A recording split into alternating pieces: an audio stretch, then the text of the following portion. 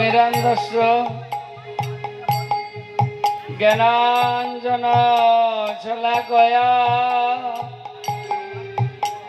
চক্ষুরুন্মিলিतं येन तस्मै श्रीगुरवे नमो नमः।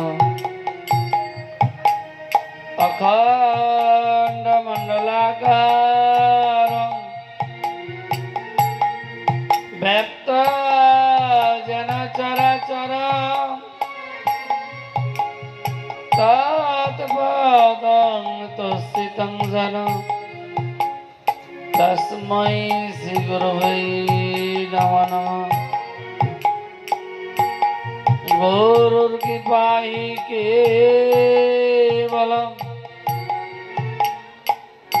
बल गुरुर कृपाहि केवलम। ओम वसुदेव सुतं देव कंस चानुर्मदनं देवकी परमानंद कृष्ण वंदे जगद्गुरु। तमेव माता च पिता तमेव बन्धु च सखा तमेव विद्या दविनं तमेव सर्व मम देव देव। राधा कृष्ण प्रणय विकृति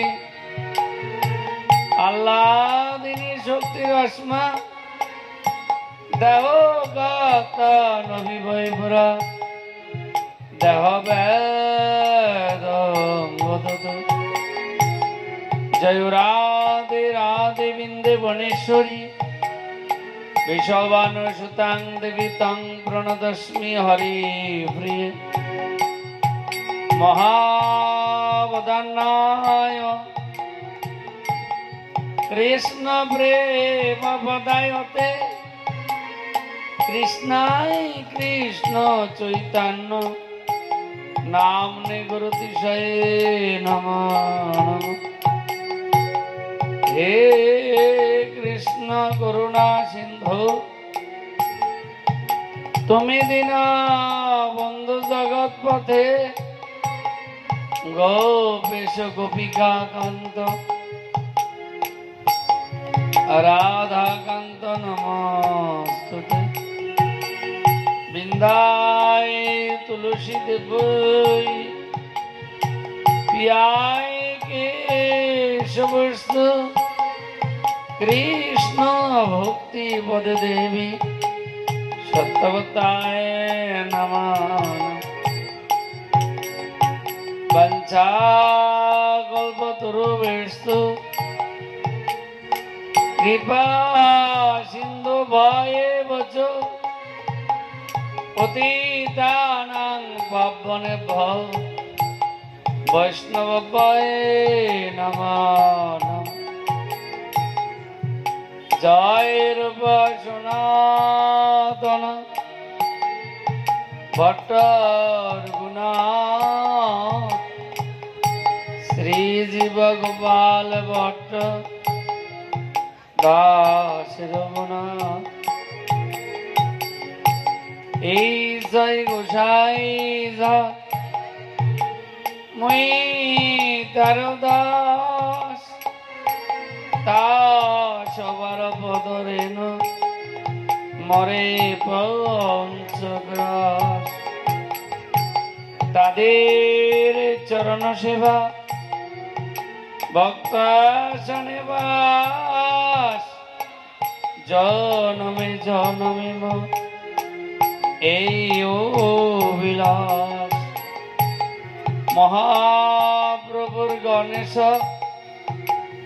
पतित पावन ताई लोभे मुई पापी लईन सारा।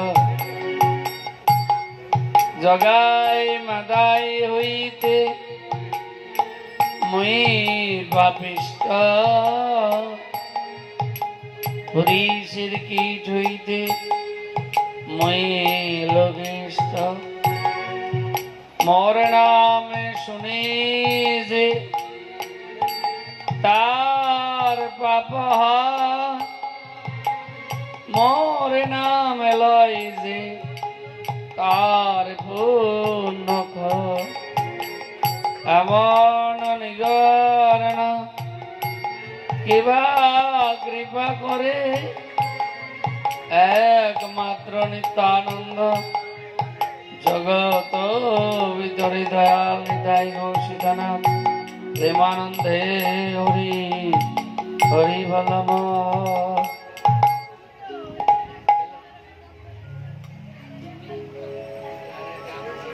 শ্রীমদ ভাগবতের কৃপা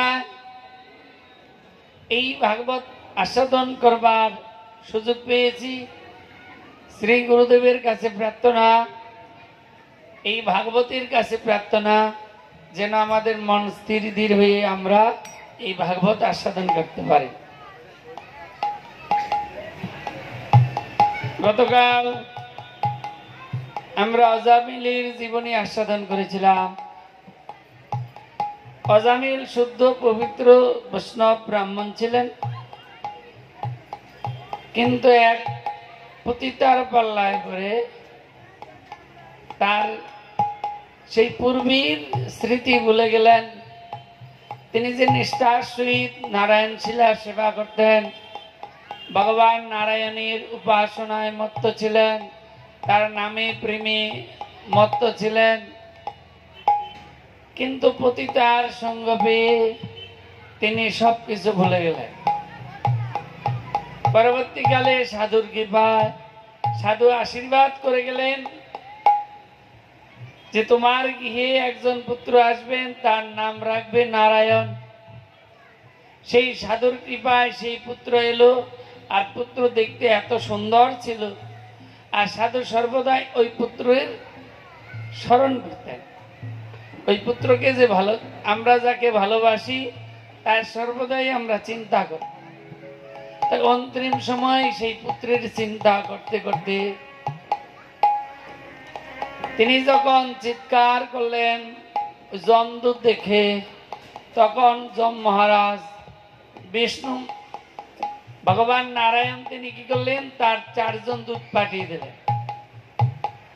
এবার নারায়ণের দূতের জন্য যমদূতের আর নিতে পারেন নাই, তাই তিনি চিন্তা করলেন ভগবান আমাকে কৃপা করে এই যাত্রা থেকে বাঁচিয়ে দিলেন। তাই তিনি হরিদ্বারে গিয়ে, তিনি সংসারে আর না গিয়ে হরিদ্বারে গিয়ে তিনি এই হরির আরাধনা করে হরিকে লাভ করেছিলেন। রাজা পরীক্ষিত প্রশ্ন করেছেন, প্রভু ইন্দ্র হইল দেবতার রাজা ইন্দ্র,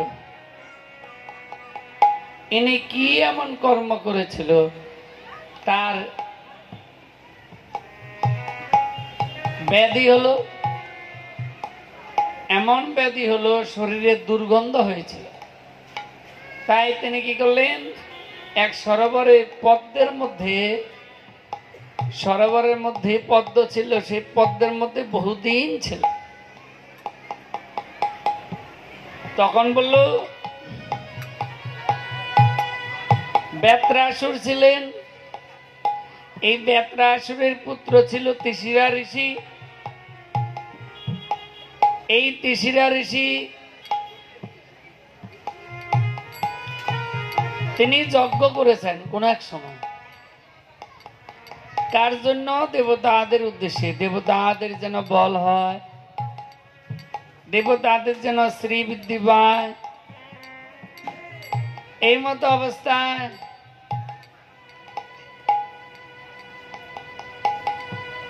এখন একবার দেয় মাতৃকুলের জন্য, অসুরদের জন্য, আর 3 বার দেয় দেবতাদের উদ্দেশ্যে। ইন্দ্র এটা জেনে গেলেন। ইন্দ্র জেনে গিয়ে তিনি কি করলেন, তিনি ওই তিসিরা ঋষির মাথা 3টাকে নামিয়ে দিলেন। 3টে মাথা ছিল অস্ত্র দিয়ে। এইবার গুরু হত্যার পাপে তিনি নির্লিপ্ত হলেন।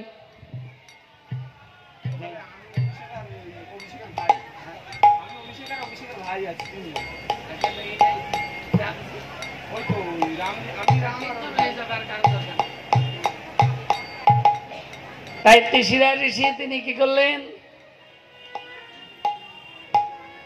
তিশিরা ঋষির মাতৃকুল ছিল অসুর আর পিতৃকুল ছিল দেবতা। তো দেবতারা সবাই গিয়ে তিশিরা ঋষির কাছে প্রার্থনা করেছিলেন যে আপনি আমাদের উদ্দেশ্যে যজ্ঞ করুন, আমরা যেন সর্বদিকে সর্বকালের জন্য জয়ী হতে পারি। এই জন্য তিশিরা ঋষির কাছে গিয়ে প্রার্থনা করলেন। তিশিরা ঋষি সেই কথা মতো এই যজ্ঞ শুরু করলেন। তো যজ্ঞের মধ্যে যে মন্ত্র উচ্চারণ করছেন, যখন দেবতাদের উদ্দেশ্যে দিচ্ছেন তখন উচ্চেশ্বরে এই যজ্ঞের আহুতি দিচ্ছেন, আর যখন অসুরদের উদ্দেশ্যে দিচ্ছে একবার, তখন মন্ত্রটা আসতে বলছে। ইন্দ্র কি করলেন, তিনি মাসি হয়ে ওই ঋষির কানের কাছে গিয়ে শুনলেন, দেখছে সর্বনাশ হলো, এই অসুরদের উদ্দেশ্যে একবার দিচ্ছে। অসুরদের উদ্দেশ্যে যখন একবার দিচ্ছে, অমনি তিনি কি করলেন, উপর থেকে বজ্রাঘাত করলো, ওই ঋষির গলা কেটে দিল, তিনটা মাথায় মাটিতে পড়ে গেল। তিশিরা ঋষির পিতা, বাবা হালকা আসতে, হালকা হালকা একটু, তিশিরা ঋষির পিতা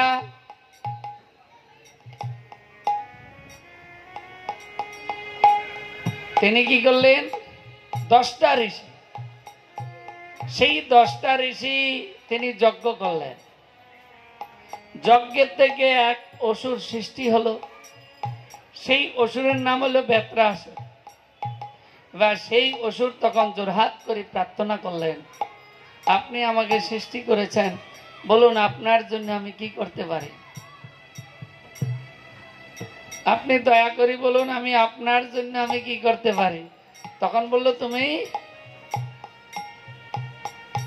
এই দেবতাদের সাথে যুদ্ধ করো। এইবার দেবতাদের সাথে যুদ্ধ শুরু হলো। এখন দেবতারা তো আর পারছেন না,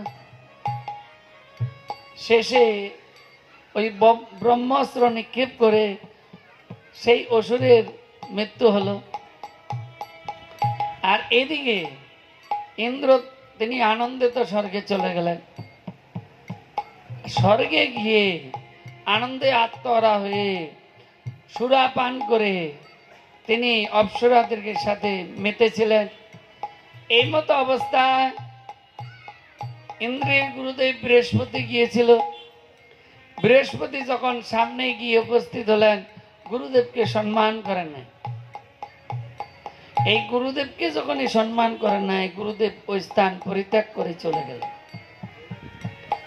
এদিকে সাধুকে হত্যা করেছে, এদিকে গুরুর চরণে অপরাধ হয়েছেন।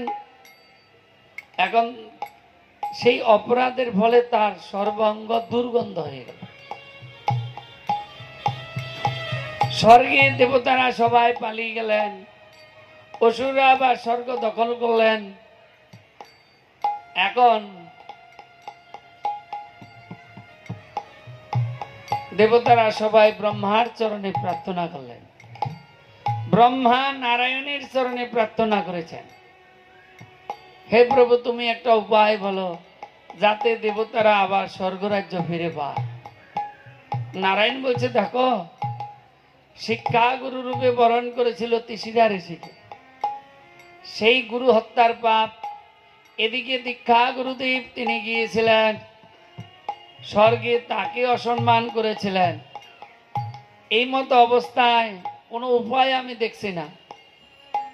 তখন ব্রহ্মা গিয়ে গুরুদেবের কাছে প্রার্থনা করেছিলেন। গুরুদেব তখন বলছে, শোনো, শিষ্য যত অপরাধ করুক সেই অপরাধ ক্ষমা করাটা এলো এটাই হলো মহতের কাজ। কিন্তু ওই যে তিসিরা ঋষির মাথা নামিয়ে দিল, তিসিরা ঋষি তো নেই, তাহলে এখন কি হবে? এই পাপীর ফল, যার চরণে অপরাধ করেছেন তার কাছে যদি ক্ষমা চায় তাহলে কি হয়? অপরাধটা খণ্ডন হয়। কিন্তু আজকে অপরাধ খণ্ডন হবে কি করে বলো? ব্রহ্মা বলছে নারায়ণকে, দেখো একটা উপায় করো যাতে দেবতারা আবার স্বর্গরাজ্য ফিরে পায়। তখন বলছে আমি তো সন্তুষ্ট হলাম। বৃহস্পতি বললেন, তো এক কাজ করো, এই যে পাপ হয়েছে, তিসিরা ঋষিকে অন্যায়ভাবে হত্যা করলো, যে পাপ হলো, সেই পাপটা কে নিবে? যদি স্বেচ্ছায় কেউ পাপ নেয় তাহলে আবার হয়তো স্বর্গরাজ্য ফিরে পেতে পারে। তখন প্রথমে গেল মায়েদের কাছে। মায়েদের কাছে গিয়ে ইন্দ্র ব্রহ্মা সবাই গিয়ে করিল নিবেদন, এই পাপের ভাগ যদি তুমি নাও এখন। মায়েদের কাছে প্রার্থনা করলেন। মায়েরা তখন বললেন, শুনো, এত পাপ তো নেওয়া সম্ভব নয়, তবে 4 ভাগের আমরা 1 ভাগ নিতে পারি। তারপরে ভূমির কাছে প্রার্থনা করলেন। ভূমি বলল, দেখো 4 ভাগের 1 ভাগ আমরা নিতে পারি। তারপরে গাছের কাছে প্রার্থনা করেছিলেন, বৃক্ষের কাছে বৃক্ষ 1 ভাগ নিল। আর জলের কাছে প্রার্থনা করেছিলেন, জল 1 ভাগ নিল। তখন দেবতারা সবাই গিয়ে গুরুদেব বৃহস্পতির চরণে প্রার্থনা করলেন। বৃহস্পতি তখন অভয় দিলেন, শোনো, তোমরা দেবতা, যৎ চরতি শ্রেষ্ঠস্থ দেবতর জন, শ্রেষ্ঠ ব্যক্তি যা আচরণ করেন সাধারণ ব্যক্তি তা অনুসরণ করেন। আপনি এদিকে ধ্যান দিবেন না, করতাল কিন্তু ভুলে যাচ্ছে আপনার। 3 বারই হবে, এরকম 3 বারই। এই যে তো শ্রেষ্ঠ ব্যক্তি যা আচরণ করেন সাধারণ ব্যক্তি তা অনুসরণ করে। তাই আপনারা দেবতা, এই দেবতা হয়ে এমন কোনো কর্ম করবেন না যেন মানুষ আপনাদেরটা দেখে খারাপ কিছু তারা জানতে পারে, দেখতে পারে, শিখতে পারে। তাই আপনাদের কাছে প্রার্থনা, আপনারা দেবতা আজকে তিসিরা ঋষিকে অন্যায়ভাবে আপনারা বধ করেছেন। তো যখন 10টা ঋষি যজ্ঞ করে এক অসুরকে সৃষ্টি করলেন, বেত্রাস, এই বেত্রাসুরকে কোনো মতে নিধন করতে পারল না। শেষে ব্রহ্মার কাছে গিয়েছিল। ব্রহ্মা নারায়ণের কাছে প্রার্থনা করলেন। নারায়ণ তখন বলছে, শোনো, ওই দধিসি মণির কাছে গিয়ে প্রার্থনা করো। ওই দধিসি মণি যদি স্বেচ্ছায় দেহ রাখে, তার অস্থি দিয়ে বজ্র নির্মাণ করবে, আর সেই বজ্র দিয়ে ওই বেত্রাসুরকে তোমরা নিধন করতে পারবে। এই নারায়ণের কথা মতো দেবতারা গিয়ে সবাই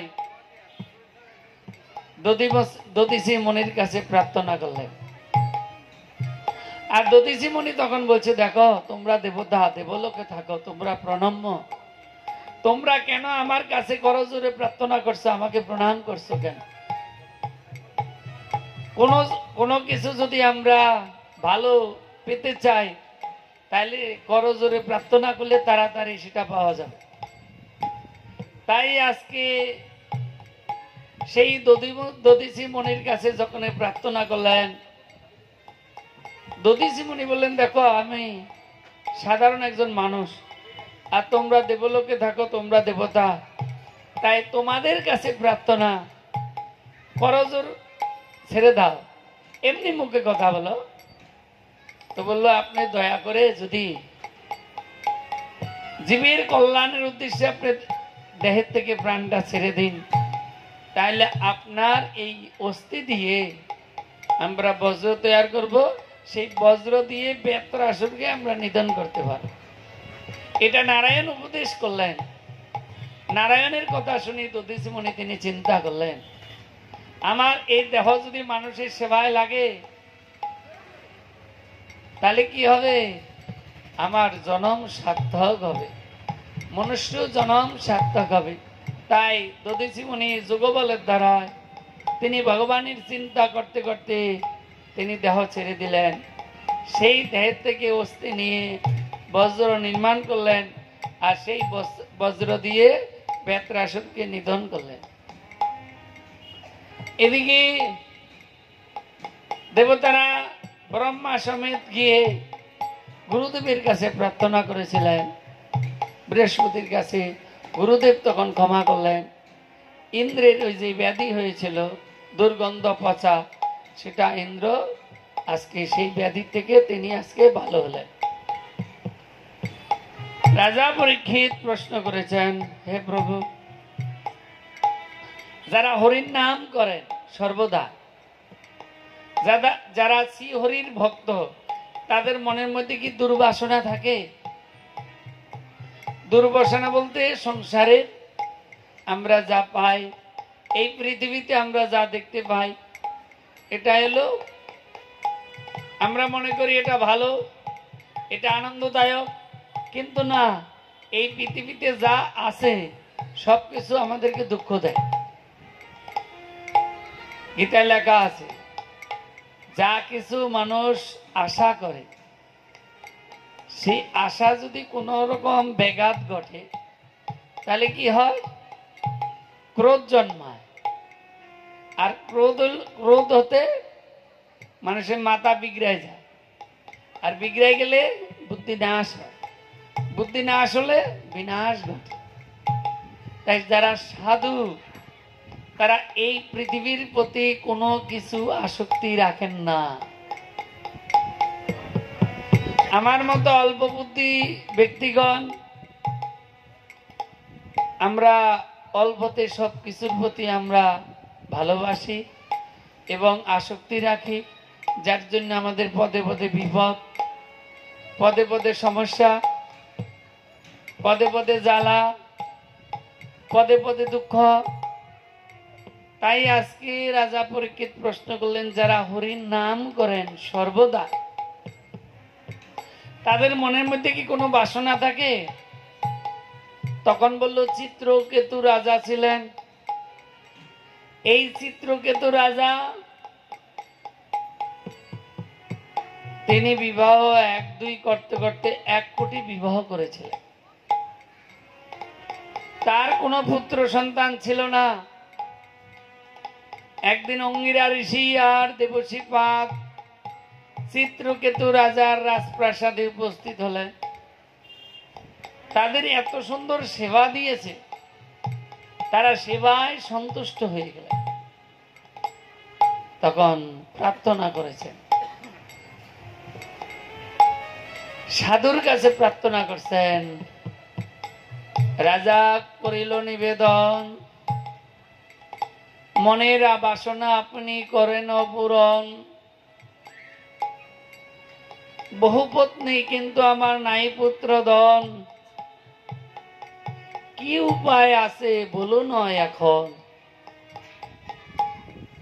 আমার বহু পত্নী, আমি 1 কোটি বিবাহ করেছি, কিন্তু আমার কোনো না পুত্র সন্তান নাই।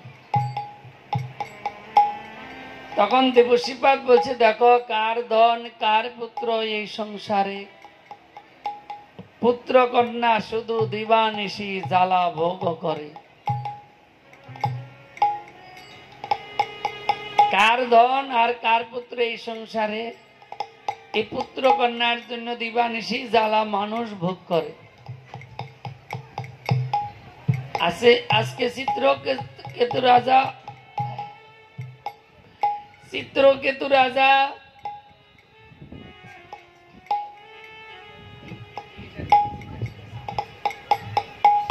চিত্রকেতু রাজা তিনি আজকে প্রার্থনা করছেন, দেখুন, আমার কোনো কিছুর প্রতি আসক্তি নাই, কিন্তু প্রজারা এবং রানী মায়েরা তাদের একটাই প্রার্থনা, আমার কোনো পুত্র সন্তান নাই বলে তারা দুঃখে কাতর। তাই সবার জন্য চিন্তা করে, সবার উদ্দেশ্য চিন্তা করে, আজকে যদি আমার একটা পুত্র সন্তান হয় তাহলে মনে হয় আমি শ্রীহরির আরাধনা আরো সুন্দরভাবে আমি করতে পারবো, হরির আমি সেবা করতে পারবো। দেবশ্রীপাদ আরঙ্গিরা ঋষি তখন বললেন, শোনো, এই জগতে আনন্দ হইল একমাত্র হরির নাম। আর এই হরির নাম করতে করতে করতে করতে যার চিত্ত শুদ্ধ হয়েছে, তিনি প্রেমানন্দে তিনি ভগবানের ধামে চলে যাবেন। আর ভগবানের ধাম হলো নিত্য ধাম, সেখানে জরা নাই, ব্যাধি নাই, রোগ নাই, শোক নাই, তাপ নাই, জ্বালা নাই, সেখানে হলো আনন্দ। তাই আনন্দের দেশে যদি যাও, তাইলে যদি তুমি পুত্র চাও, তুমি ধনৈশ্বর্য চাও, তাহলে কিন্তু আনন্দের ধামে তোমাকে বাধা দিয়ে দিবে, সেই ধামে প্রাপ্ত হওয়া অসম্ভব। এখন সাধু যত বুঝাচ্ছেন, কিন্তু চিত্রকেতু রাজা তিনি বুঝতেই চাইছেন না। তিনি চিন্তা করলেন, আমি পৃথিবীর রাজা, আমি সর্বদাই ভগবানের নাম করছি, কিন্তু এই প্রজারা বলছে, রানীমারা বারবার নিবেদন করছে, তার জন্য আমি প্রার্থনা, আর অন্য কিছু না। তাই আজকে দেবশ্রীপাদ আরঙ্গিরা ঋষি কি করলেন? যজ্ঞ করলেন। সেই যজ্ঞের থেকে পায়েস উঠলো, চড়ই। সেই পায়েস আজকে রাজার কাছে গিয়ে বললেন, শুনুন রাজা, এই পায়েসটা যাকে আপনার ভালো লাগবে তাকে দিবেন, কিন্তু তিনি স্নান করে প্রণাম করে গ্রহণ করবে। আর এই পায়েসটা নেওয়ার আগের থেকে সর্বদাই ভগবানের চরণ স্মরণ রাখবে। তাহলে কি হবে? ভগবান তার মনের বাসনা পূরণ করবে। তবে একজন রানীকে দিতে হবে, যাকে ভালো লাগবে আপনি তাকে দিবেন। আপনি পুত্র চাইছেন একজন, বেশি চান। রাজা চিন্তা করলো, তাহলে ছোট রানীকে দেই। রাজা অনেক চিন্তা করে ওই ছোট রানীকে পায়েস দিলেন। ছোট রানী প্রণাম করে ভগবানের চরণ স্মরণ করে আজকে তিনি প্রসাদ গ্রহণ করলেন। কিছুদিন পর রাজার একজন পুত্র সন্তান এলো। এখন রাজা সকাল একবার যায়, বিকাল একবার যায়, দুপুরে একবার যায়। ওই যখন রাজপ্রাসাদে যায় আসে, তখনই যাওয়ার পথে ওই তার শিশু সন্তানকে দেখতে যায়।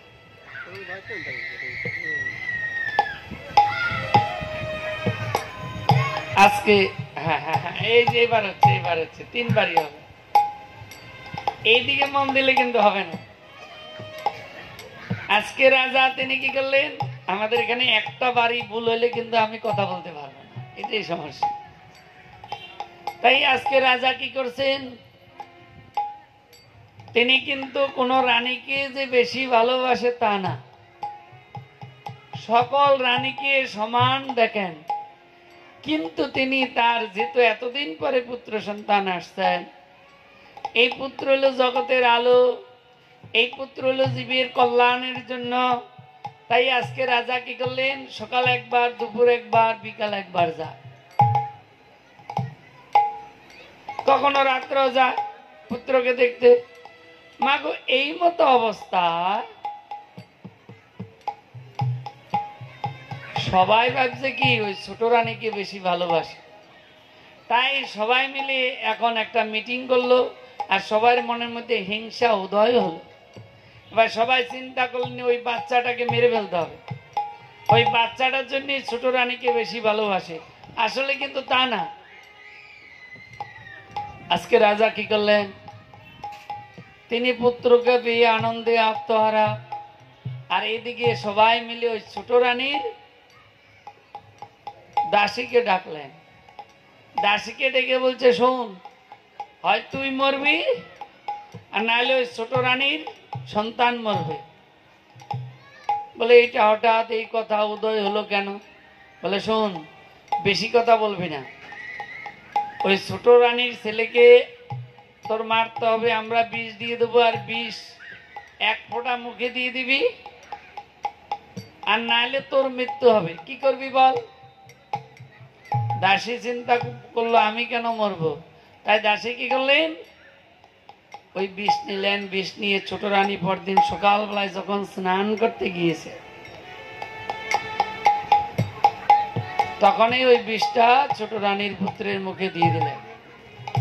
রানীমা যখন স্নান করিয়ে এসছেন, দেখলেন কি পুত্র চলে গেল উপরে। রানীমা তখন চিৎকার করলেন, মহারাজ আমার পুত্র নেই, পুত্র নেই। রাজা ছুটে এলেন। রাজার রানী দুইজন দুলায় গড়াগড়ি করছেন। অঙ্গিরা ঋষি দেবর্ষি পাদ তারা এসেছেন, এসে বলছে কি ব্যাপার, এখানে তো ভিড় কেন, এত লোকজন কেন? তখন বললো এ রাজপুত্র আজকে মারা গেল। কোথায় মারা গেল? এই তো শুয়ে আছে। এখন রাজার কাছেই বললেন, মহারাজ আপনি পুত্রের জন্য পাগল ছিলেন, পুত্রের জন্য আপনার ব্যাকুল আকুল ছিল, পুত্রের জন্য যেই ব্যাকুলতা আকুলতা ছিল সেটা যদি ভগবানের জন্য থাকতো তাহলে ভগবানকে আপনি লাভ করতে পারতেন, কিন্তু আপনি ভগবানের ভক্ত, এটা কিন্তু মিথ্যা না। আপনার মনের মধ্যে একটু পুত্রের বাসনা ছিল, আজকে পুত্র তো আপনার সামনে আছে, আপনি কান্না করছেন কেন? বলে না, পুত্র মারা গেল। কোথায় পুত্র মারা গেল? এই তো পুত্র আছে। বলে পুত্র চলে গেল। তখন দেবর্ষিপাদ গিয়ে মাথায় হাত দিলেন। এই দেবর্ষিপাদ যখন মাথায় হাত দিল, হে বৎস, উঠে বসলেন, জোড়হাত করলেন। মৃত পুত্র দেবর্ষিপাদের প্রতি করিল নিবেদন।